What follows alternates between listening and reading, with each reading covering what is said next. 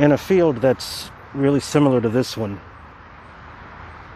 I would, as a teenager, just kind of wander after school and try to clear my head. I was always worried about what would happen. I was worried about Mom most of all. And it bothered me that I couldn't really do a lot in order to alleviate any doubt about what the future would bring. I couldn't really prove that things would be all right. And there would be days when it was really hard to talk to Mom because it was just such a strain that she would need time to just zone out and just have like an afternoon just to avoid anything stressful. And it would hurt me so much to know that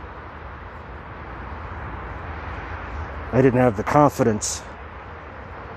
And it would hurt me that I couldn't afford anything fancy or nice. And every once in a while, you'd come past and then you'd come across wild sunflowers that looked like these. And I thought, well, if I can't afford to give fancy flowers from a store, I can at least give Mom something that's just from me. And I noticed how, no matter what, they were always so strong. And no matter what happens, they would always grow back. Even in the worst weather, or if construction was going on, or the trains pass over the plants, I mean, no matter what, they would always show up. It kind of was a symbol. Maybe a metaphor for hope. Maybe it was a way to bring a little bit of sunlight, a little bit of brightness into Mom's darkness that she had to go through for so long. But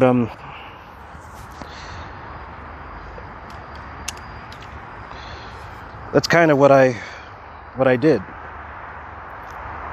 I remembered the little boy in the stories that Mom would tell, and I would grab a morning glory from the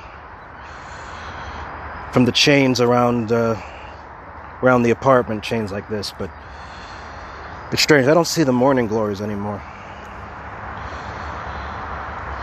I remember the stories of seeing a million butterflies and going to Navy Pier.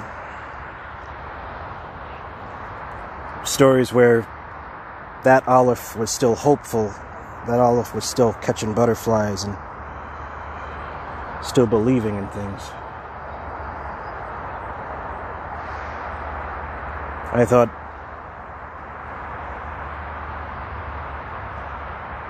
if one of us is going to do any believing, it should be Mom. It should be you, Mom.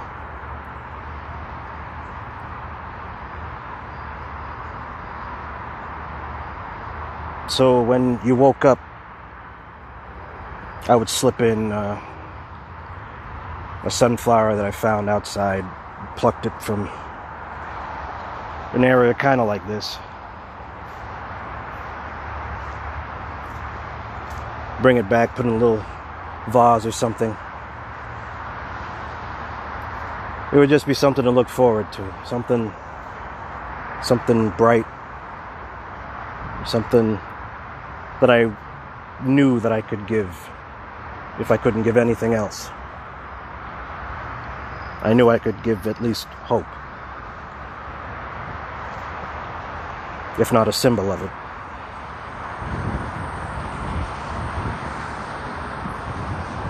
When I see sunflowers, invariably I think about not giving the flower, but I think about the times when hope wasn't something that was a guarantee. When I didn't know whether or not I could leave a place like this. But now I can. I can just get in a car, go off to my Bridgeport apartment, go to my job. That's why I get a little emotional about sunflowers, because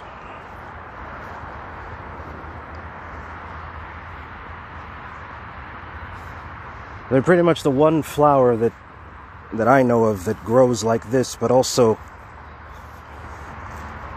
can give nourishment. It's the one kind of flower I know that grows around here that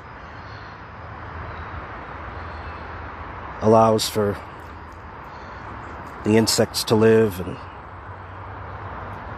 sunflower can give food to people. Sunflowers brighten people's day. And that's kind of what you always did, Mom.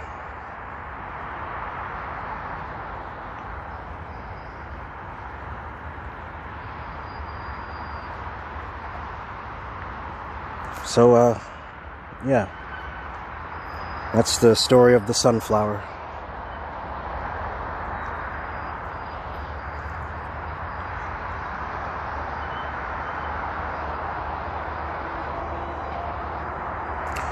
It's funny how this area turned into a bird and butterfly sanctuary. And of all the things to put in this area, they're trying to do construction, they're trying to do I mean, we're not like in the area of the old neighborhood, it's further down, but you know.